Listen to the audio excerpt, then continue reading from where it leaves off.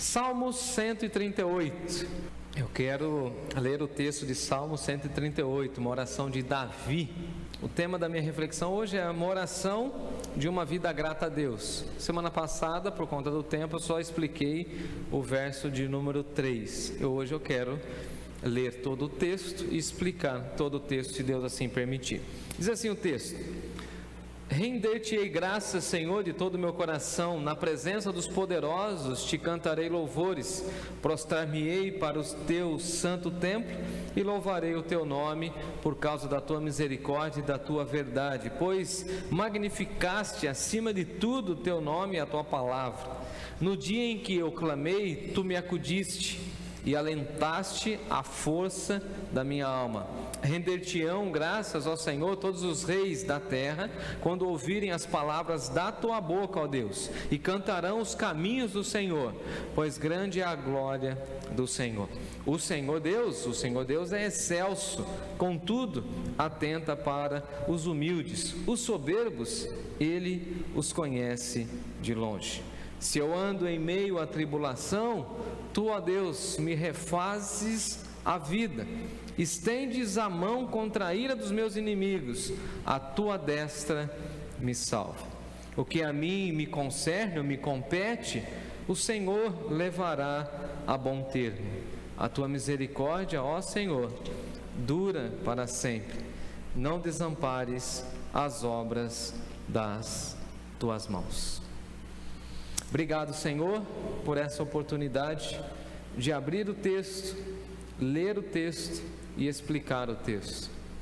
Ajude-me, ó Deus, na exposição bíblica, a fim de que teu povo seja edificado para a honra e glória do teu nome. Em nome de Jesus nós oramos. Amém. Oração de uma vida grata. Davi tinha lá os seus defeitos, assim como nós também temos. Davi, um homem segundo o coração de Deus, mas pecador, como nós. Mas se tem uma coisa que eu admiro muito em Davi, e nós estamos estudando as suas orações, é que Davi, mesmo sendo um grande rei, um grande músico, um homem segundo o coração de Deus, ele mostra um nítido quebrantamento e uma busca constante por Deus. E na realidade, nessa busca pelo Senhor, Davi também mostra que ele tinha um coração extremamente grato, ele tinha uma postura de gratidão diante da vida, diante de tudo aquilo que o Senhor estava concedendo. Agora eu fico imaginando e pensando como é triste acompanhar a jornada de muitas vidas e de muitas pessoas que não sabem os benefícios da gratidão e não reconhecem aquilo que Deus fez e está fazendo. E o nosso Deus, Ele já fez muita coisa por nós. Ele já enviou Jesus por nós. Ele já enviou o seu Espírito a nós. Ele está fazendo hoje e Ele fará. Não é o que nós cantamos, Elisângela? Te agradeço. Como que é a música? Por tudo que tens feito e por tudo que vais fazer. Então Davi nos ensina isso. Eu nem sei, Rejane, o que Deus vai fazer, mas eu hoje já vou agradecer por aquilo que Ele fez, por aquilo que Ele está fazendo hoje e por aquilo que Ele vai fazer. Só isso. É isso que nós aprendemos com Davi. E na realidade, nesse salmo, a gente tem uma visão bem ampla, porque ele fala o seguinte: olha, até os reis, os mais poderosos, virão te louvar. E parece que Davi aqui já está apontando para Jesus, porque nós vemos isso no Novo Testamento, quando o Novo Testamento diz que todos os governantes, todos os reis da terra, todos os poderosos, ou aqueles que se acham poderosos, né? Nessa terra um dia terão que se curvar e reconhecer que todo o poder e toda a autoridade está em Jesus, porque somente Ele tem escrito na sua coxa, Rei dos Reis, e na outra, Senhor dos Senhores. Então, esses poderosos, os políticos de hoje, que se acham donos de tudo, que podem mandar em tudo, que pensam que estão governando o mundo, não estão. Um dia terão que reconhecer que Jesus Cristo é o Senhor, e toda língua confessará, e todo joelho se dobrará, dizendo que Ele é o Senhor. E Davi já tinha essa visão. Dá uma olhadinha comigo no versículo 4: render-te-ão graças ao Senhor todos os reis da terra, todos os reis, eles que se acham, esses que estão investidos de autoridade, terão que reconhecer que o Filho de Deus é de fato o Rei eterno, e o reinado, melhor dizendo, de Jesus não tem fim. Aleluia por isso. Davi já estava reconhecendo isso antes de contemplar a vida de Cristo. Veja que Davi também tem uma gratidão após o clamor. Foi o que eu expliquei na semana passada, e aqui eu quero passar bem rápido, porque você já tem uma mensagem aí na semana passada e você pode recorrer somente no versículo 3. Dá uma olhadinha comigo no verso 3: no dia em que eu clamei, tu me acudiste. Veja que Davi está falando o seguinte: a minha oração não ficou no vácuo, como diz os adolescentes, né? Você vai comentar alguém hoje, e aí o cara deixa você no vácuo, deixa você no vazio, e tem muita gente que pensa assim: as minhas orações estão soltas. Não, Deus está ouvindo, Deus está atento às suas orações. Por mais que eu e você pensemos que às vezes Deus não está ouvindo, ou que Deus não está atento, o que Davi está dizendo para nós é o seguinte: agradeça, porque após o clamor, você precisa reconhecer que Deus está te acudindo. E acudir é uma expressão no hebraico muito profunda, pois vai falar do cuidado específico. E sabe o que Davi está falando? É o seguinte: quando eu clamei, Deus veio e tratou aquilo que eu estava pedindo. É um negócio específico. Quando você vai, por exemplo, no PA, você chega lá com uma dor, e aí você fala, tem lá, né? Agora já tem aqueles totem assim digitais, né? Chique, já viram isso aí? Esse dia eu fui fazer visita no hospital bacana aí da cidade, tá lá. Doenças respiratórias, tá lá. Sintomas gripais, doenças respiratórias, ortopedista, clínico geral. Você já vai naquilo que na UPA não é assim, né? Para nós não é assim, mas está tudo certo. O que Davi está falando é o seguinte: você foi acudido naquilo que você precisa, naquilo que você de fato está precisando. E acudir tem a ver com socorro, com ajuda. E essa expressão, inclusive, é uma expressão que os antigos usavam muito. Olha, vem me acudir, vem me socorrer, venha na minha direção, porque eu estou vivendo assim um momento difícil, e eu preciso de socorro, eu preciso de ajuda nessa situação que eu estou vivendo. Então veja que após clamar, ele sente, ele percebe, ele reconhece o cuidado de Deus. Então veja, irmãos e irmãs, que nós deveríamos orar e perceber Deus nos acudindo, Deus nos socorrendo, Deus nos visitando, Deus nos abençoando. Nós estamos orando pela Kátia e já sabemos que Deus vai acudir, já sabemos que Deus vai aliviar as dores, já sabemos que Deus vai preparar portas de emprego para algumas pessoas pelas quais nós oramos, já sabemos disso. Então nós clamamos e a gente vê Deus nos acudindo. E acudir é uma expressão, pelo menos pelo meu entendimento, poética, que fala para nós de um carinho de Deus.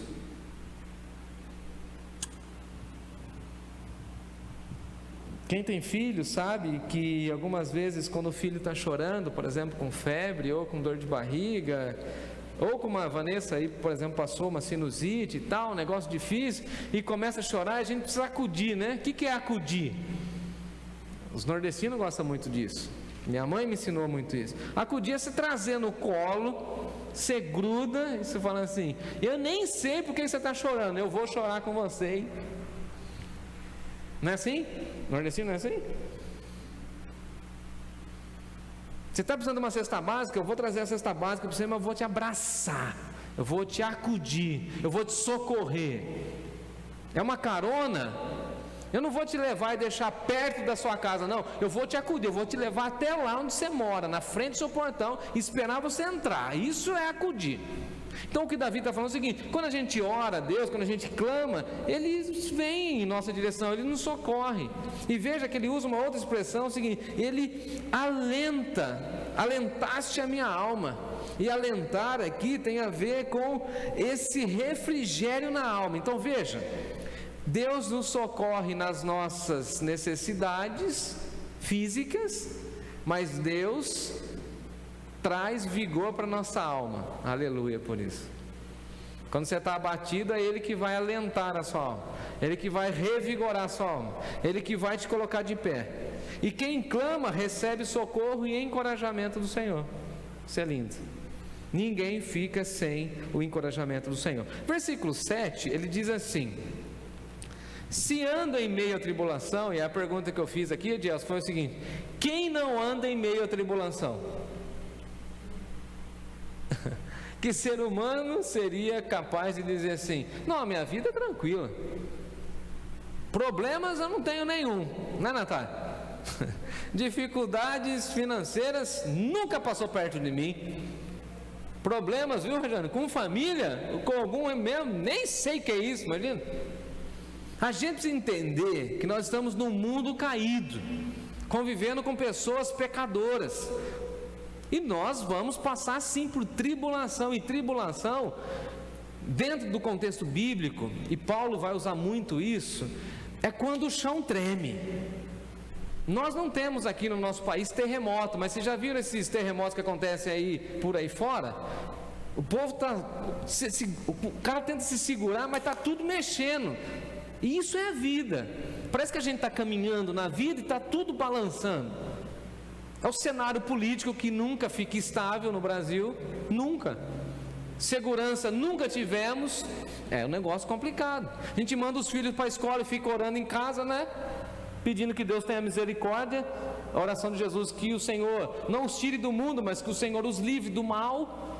Vivemos em tribulação. E veja que o crente não está isento à tribulação, porque tem uma teologia no mercado aí, Edielson, que fala o seguinte: não, se você é crente, você não sofre, você não tem dor, você não tem unha encravada, você não tem problema com boleto, você não tem... Quem é pobre sabe o que eu vou dizer agora. Você não tem problema com combustível. Quem nunca chegou em casa só no cheiro da gasolina, só na oração e misericórdia, fala: Senhor, vai chegar. Você colocou lá 10 lão no posto e o carro já vem mancando até chegar em casa. Quem nunca? Eu digo para a Natália: você é uma mulher de fé, empurrou até o Fusca, parabéns. Se anda em meio à tribulação, ou seja, nós estamos envolvidos nesse mundo e passaremos por tribulações. Mesmo andando por tribulações, Deus é que refaz a nossa vida. Eu me lembrei até de Jesus, quando ele diz assim: no mundo tereis aflições, passareis por tribulações, mas não perca o ânimo. É o que Davi está dizendo aqui. Veja que Davi está dizendo o seguinte: quando eu estou atribulado, Deus me refaz a vida. O que é refazer, irmãos? Se não fazer de novo. E depois daquele momento de tribulação, não é assim? A gente olha para trás e fala assim: e não é que Deus cuidou? E não é que Deus abençoou? E não é que a provisão chegou? E não é que eu estou vivendo um outro momento? Há 4 meses atrás, eu estava gemendo de dor, tomando medicamentos fortíssimos, fortíssimos. Todo mundo orando por mim, com medo, preocupação, angústia. Eu estava na tribulação, mas Deus refez a minha vida, revigorou. Veja, é gratidão após clamor. Muita gente clamou e hoje é tempo de agradecer, porque Deus refaz a vida. Então essas pessoas que ficam falando assim: não, a minha vida é assim, eu vivi assim, eu sofri. Não, Deus refaz. Boa notícia do Evangelho: em Cristo Jesus nós somos novas criaturas e Deus vai refazendo, restaurando, reconduzindo os nossos passos, reconduzindo as nossas histórias e reescrevendo a nossa trajetória. Ele que refaz a vida. Chega um camarada aqui cheio de pecado e daqui a pouco a gente olha para ele e fala: o cara está bonito, o cara está revigorado. E a gente fala assim: nossa, como Deus está refazendo essa vida. Chega um camarada, por exemplo, não posso falar nome, bravo, sério. Você está bravo? Não, sou assim mesmo. Aí domingo ele estava aí, batizado, feliz. E aí, tal? E eu estava lá com o celular gravando, ele está no celular. Posso falar quem é? Os homens sabem quem é.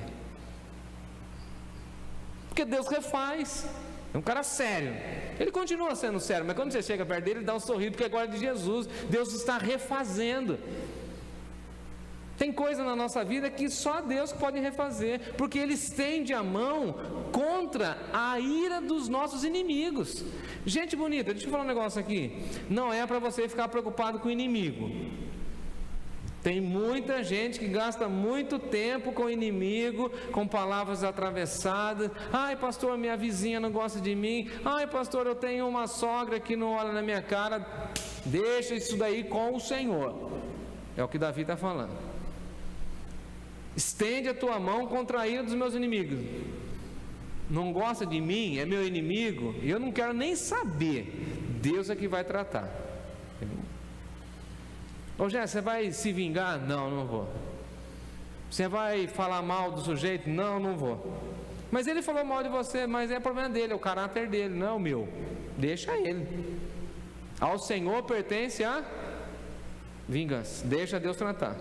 Porque a destra de Deus está sobre nós. Veja aí no versículo 7. Porque a tua destra me salva. E o que é destra? A mão direita de Deus. E por que direita? Porque direita é o comando. Veja que lindo. Ele está falando assim: quando eu estou em tribulação, a mão direita de Deus me pega e me leva para onde Ele quer e vai me salvando. Quer ver? Pensa comigo assim: você no meio da tribulação, aí você começa a pensar 1000 coisas erradas. Aí Deus pega você e fala: não, você não vai para esse caminho, você vai para cá, eu vou te salvar. Ah, eu estou gostando daquela amizade. Aí Deus fala assim: não, aquela amizade lá não é para você, eu vou te salvar daquela amizade.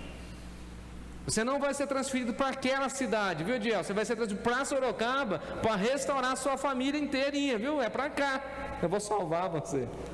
Vou te dar um ministério. Está entendendo? A Elisângela estava lá do outro lado do mundo. Chega aqui no meio da pandemia, Deus fala assim: não é nessa igreja, não é nessa, não é nessa, é nessa. Vou te salvar aqui, ó. Aí quando a gente olha o Ramon hoje, hein? Menino educado, hein? Carinhoso.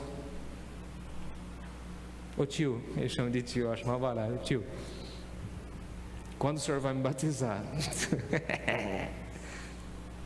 Deus salvou já, aleluia. Chega a Esther e fala assim: ô tio, a nossa turma vai ser batizado quando? Deus salvou. É Deus que refaz a vida. Aí meu filho chega em casa e fala assim: pai, quando o senhor vai batizar a minha turma da igreja? Qual turma? Aí ele começa a contar: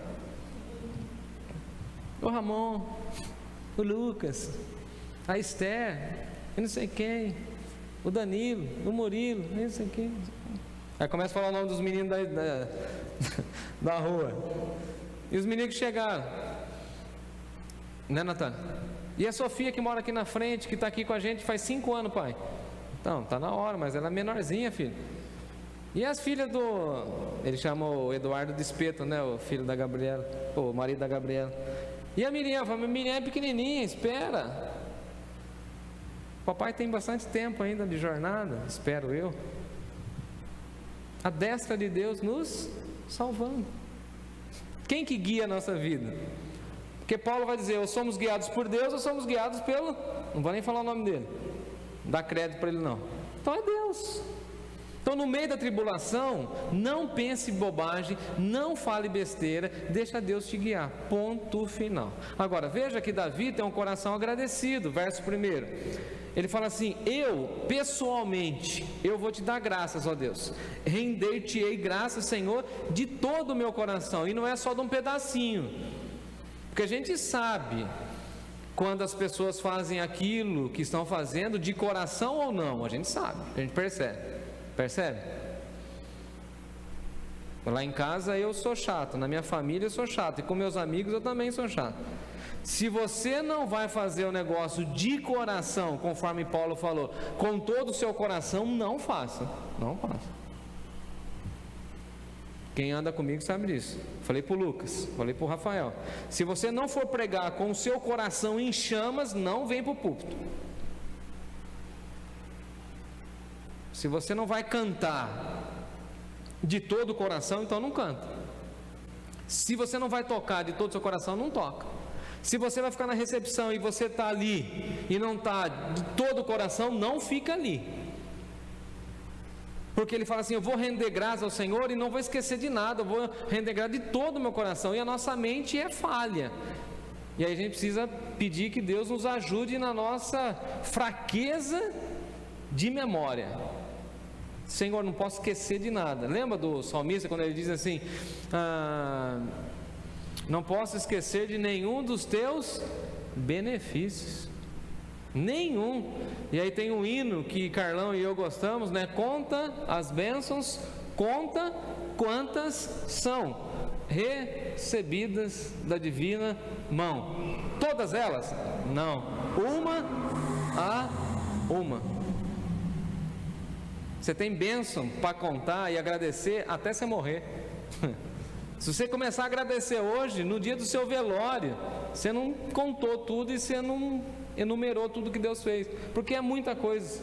É um Deus grandioso que nós servimos. E ele fala assim, eu quero render graças ao Senhor, não escondido no meu quarto, eu quero render graças ao Senhor na presença dos poderosos, eu quero cantar diante dos poderosos. Aí vem a nossa geração, Natália, mimimi, e fala assim, não, eu não posso dizer para o mundo que eu sou crente, não posso dizer na escola que eu sou crente, não posso cantar uma música na escola que é de Jesus, porque senão eu vou ser retalhado, eu vou perder seguidores, eles vão me perseguir. O que Davi está falando assim, eu quero cantar diante dos poderosos. Cantar na igreja? Fácil, só tem gente de Deus. Vai cantar lá fora. Vai cantar diante de uma família complicada, ou falar de oração. Vai ter um negócio lá na escola, lá como chama, de alguma coisa de talentos. E eu fiquei só observando meu filho. Eu falei, o que ele vai fazer? Ele vai fazer algum esquema aí, igual das outras crianças, assim, uma musiquinha normal, ou ele vai cantar uma música para Deus? Eu fiquei só observando. Até que ele chegou e falou, pai, se for ter que cantar, eu já sei que música eu vou cantar. Eu falei, qual que é? Ele cantou para mim. Eu falei, glória a Deus, aleluia. Aleluia. Eu falei, mas e se as pessoas... Cara, não se importa com isso. Vá para frente. Pega o microfone e canta. Fala de Deus. Ah, mas vou ser perseguido. Jesus também foi. E prostrar-me-ei para o teu santo templo, versículo 2, e louvarei o teu nome. Por quê? Por causa da tua misericórdia. Porque o Senhor é grande, a tua misericórdia é grande, a tua verdade é grande. E tu tens, ó Deus, versículo 2, um nome acima de todo nome, e a tua palavra está acima de toda palavra. Em outras palavras, é o seguinte, eu vou glorificar a Deus porque a palavra dele é transformadora, e passarão os céus e a terra, como disse Jesus, e as palavras de Jesus não passarão. Ou a gente crê na palavra dele e exalta a Deus por conta da sua palavra e do seu nome, ou a gente fica com vergonha. E aí vem Paulo e vai dizer para nós, não me envergonho do Evangelho, porque o Evangelho é o poder de Deus que traz salvação. E aí no versículo 4, como eu já disse, Davi fala o seguinte, olha, até os poderosos cantarão e louvarão, versículo 5, cantarão os caminhos do Senhor, terão que cantar que o caminho de Deus é perfeito, ou seja, que Jesus é o caminho, pois grande é a sua glória. No versículo 6 ele vai falar também do caráter de Deus. O Senhor é excelso, ou seja, o nome de Deus é ilustre. Eu achei interessante isso. O que é excelso? Lá na minha cidade tinha, né, Natália, um restaurante que chamava Excelsior.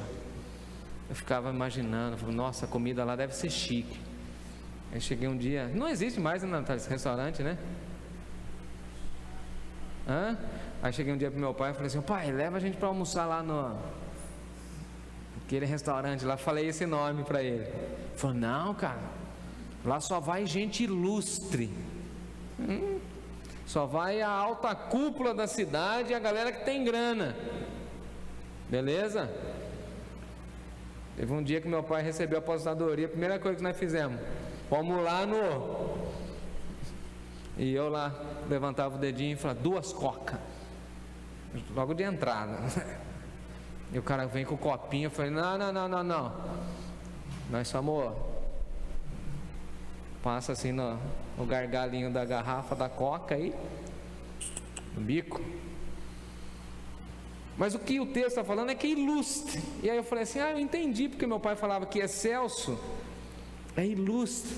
Ilustre, cheio de glória, cheio de louvor, algo elevado, sublime, admirável. Então o que Davi está falando, eu estou concluindo a minha fala, é que Deus é admirável, que Deus é digno de louvor e adoração, que Deus é ilustre, não é comum. E a casa dele, o ambiente dele, não é comum. E por isso que milagres acontecem na casa de Deus, onde Deus se revela. Agora, Deus excelso e esse Deus grande, Ele atenta para os humildes, Elisângela. Olha que interessante.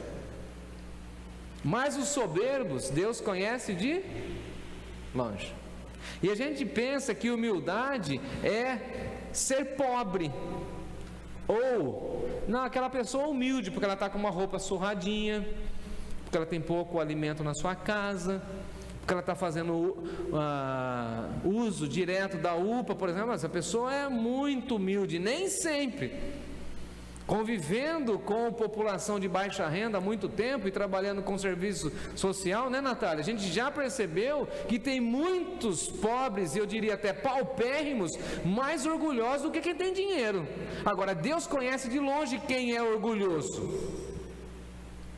Quando a gente recebe doação, a gente fala assim, tem roupa lá. O que o orgulhoso faz? Eu não uso roupa usada. Eu não preciso de nenhuma ajuda, mas está precisando. Ele só quer manter a fachada para manter o quê? Postura. Isso é o quê? Orgulho. E no reino de Deus isso não faz sentido. Deus conhece os orgulhosos de longe. Agora, veja que Deus atende aos humildes. Deus está atento para quem é humilde, porque Deus resiste aos soberbos. Lembra desse versículo? Deus não atua na vida dos soberbos, mas Deus dá graça aos humildes. Então, arrematando a minha fala, seja grato, clame a Deus e busque a humildade. Tem uma palavra de Paulo em Romanos, lá no capítulo 12, quando ele fala assim: condescendei com a humildade, ou em outras versões, acomodai-vos na humildade.